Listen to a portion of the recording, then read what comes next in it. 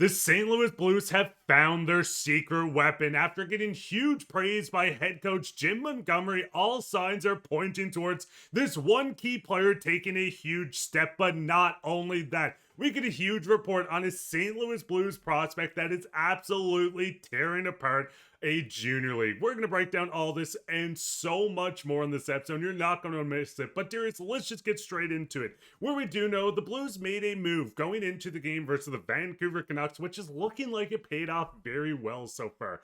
Jim Montgomery spoke on Dvorsky, saying he played really good game. I thought he did really good things on the power play. I liked his speed and his pace, so there were things and really good things about him. Now, the biggest thing with Dvorsky, we know, called up. He had a stint in the NHL with the Blues just last year. But the biggest thing with Dvorsky is we're seeing a new age player joining this lineup, having previous 2 games, no points. This year, 1 game with no point, but seeing Jim Montgomery speak so highly on a young player thrown in the center position, which he was on an island is the best way to say it, almost 100% expected goals for percentage. Darius, what is your thoughts on Dvorsky? And listen, we're going to dive into some more details on him, but do you think this is almost signifying that he is not leaving this team anytime soon?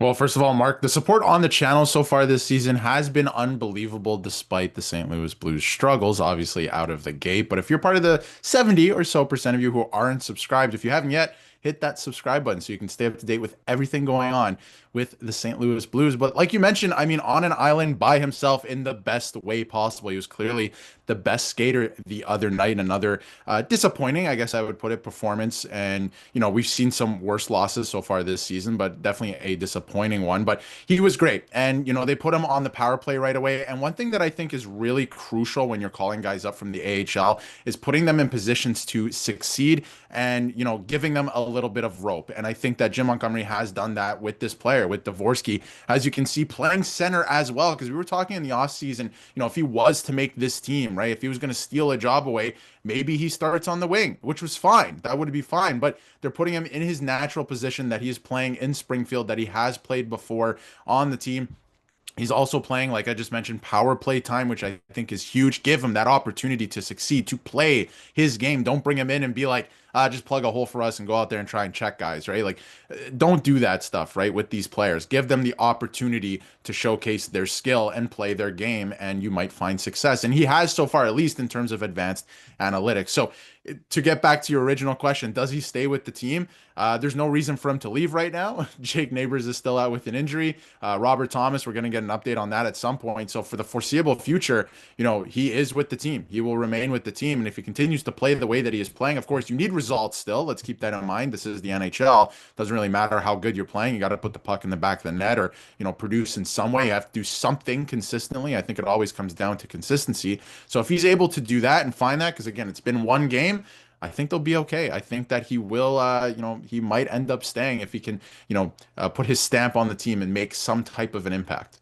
Because I think the biggest thing is looking at Dvorsky come up. We know we're dealing with injuries. Robert Thomas, like you said, Jake Neighbors is not in this lineup. Texier was scratched. But the biggest thing with the Blues, he looked outstanding in this position coming through. I mean, looking at the faceoff, listen, 1 game sample size, but having nearly a 70%, coming in at 69, nice. But the big thing with Dvorsky is getting almost 17 minutes time on ice. This is Jim Montgomery looking at a young player, giving him the opportunity to prove it. And he has done it. Listen, he didn't put up a point. He didn't score his first goal. We're going to see this happen very soon. But looking at the numbers, the ice time, the advanced stats on him, everything makes this kid looks like he fits perfectly. And listen, there's rumors floating around. We've seen Sundqvist's name in rumors stationed on the second/third line at this point. But Darius, if this is a team that's going to go a little farther, they're looking at Dvorsky. If teams are calling on your players, how many games would you give Dvorsky before maybe management looks and says, hey, this kid's the real deal. Maybe we can move out one of our depth guys to keep him on this roster full time?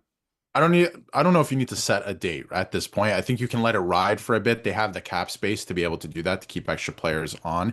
Of course, you need to manage your roster size, and we saw that with Texier as well. But keep that in mind. You have the time. I think you can use it, at least with a couple guys out due to injury. But that could be something that they look at. Maybe they start dangling a couple players if Dvorsky looks like he's going to be able to play well. But again, like I just mentioned a couple minutes ago, it comes down to consistency, right? We're looking at the advanced analytics. It was 1 game. If he continues continues to do that, it'll be good. But we need to see some results or just something consistently. If you can do that at the NHL level, you will secure a job. You will steal a job. So I think that he has it within him to do it. I think that he was already heading into this season. I don't know how you feel about this, Mark, and let us know in the comments down below. But coming into this season, he was already a borderline NHL, AHL player. Like he could have made the NHL team out of camp if they didn't make some of the signings that they did to bolster the center depth.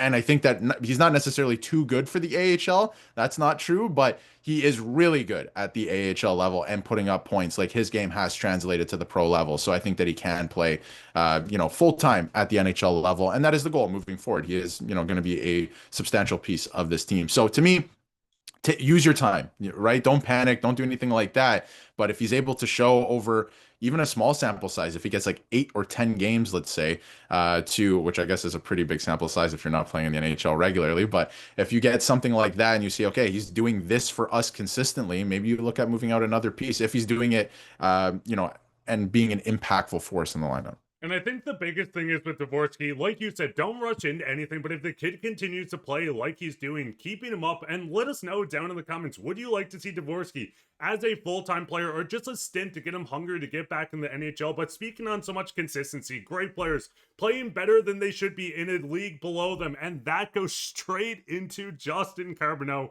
because we have to talk about the bull in the China shot, take the shot for Halloween as well. Prospect Carbonneau grabs another 2 goals tonight, 5 goals and 6 points in his last 5 games, and 15 goals, 19 points in 12 games in the queue. Darius, what we're seeing out of Justin Carbonneau is absolutely insane. We're seeing him come back into the queue after getting cut from the preseason squad with the St. Louis Blues. What is your thoughts on the 15 goals in 12 games? And are we really looking at, listen, you talk about it as well, the World Juniors break, he's going to join the team as well, but do you think there still could be a world where we're going to see a 50-plus season out of Carbonneau with the goal scoring? Yeah, when you look at like, can he get 100 points, all of these things, that really comes down to how much time is he going to miss because of the World Juniors, right? So I think that it is possible. That's for sure. The way he's going, the clip that he is scoring. One thing that we haven't really brought up in a while, and I think we did around the draft when he was drafted, that I was reminded of the other day, is he fell. Like a lot of people were shocked that the Blues were able to get this player. He should have gone a lot higher. So let's keep that in mind too. This is a premier prospect in the league that for some reason a lot of teams passed on, which you could look at that sometimes and be like, oh, maybe there's something there. By all accounts, his attitude is fantastic, right? Like we were talking about that. He's gone down with a positive attitude back to the QMJHL when a lot of players could get discouraged, and he's continuing to work on different aspects of his game and absolutely rip up the league. It's absolutely insane. And a lot of these leagues have changed overnight. Keep that in mind. Like a lot of teams around the CHL have lost up to 15 players overnight to the NCAA. So keep that in mind. It might be not weaker competition, but the league has changed a little bit, but he's still ripping it up and working on different aspects of his game. And the last thing I'll mention too is the team that he's on, the Armada, look poised to make a deep playoff run. They have a lot of really good players and draft eligible players on that team. So they are looking to make a deep playoff run with him. That's what I'm really looking forward to. I know he can score goals. I want to see him put up a ton this year. That's for sure. But what does he do in the playoffs? That'll be fun to watch too. But what's your guys' thoughts on Justin Carbonneau? Do you think he cracks this team next season? Maybe he plays with Dvorsky if he continues to develop into that role as well. But let us know all your thoughts down in the comments. But let's go straight into comments today from Matt. Dead set against this. I love Sonny. He has bled blue for too many times to count. F this. And I agree with this. Trading Sundqvist would be if you're getting towards the deadline. You're looking at a team that's not in. And maybe Sundqvist says he wants to leave. But we know none of this is true. Where the Blues are going to bounce back, Sundqvist is going to be a huge part. He wants to be here. So don't trade a player like this. But go down and leave a comment down below. Who do you think the Blues should go out and actively look at if they're looking at trades? Is Dvorsky a full-time NHLer? Are we going to see Justin Carbonneau in the show next year? Let us know all your thoughts down in the comments. While you're down there, leave a like, subscribe, share this with your friends. We'll be back with another episode, so keep your eye out for that. But I've been your host, Mark, with Mustache Domingues, and take care, Blues fans.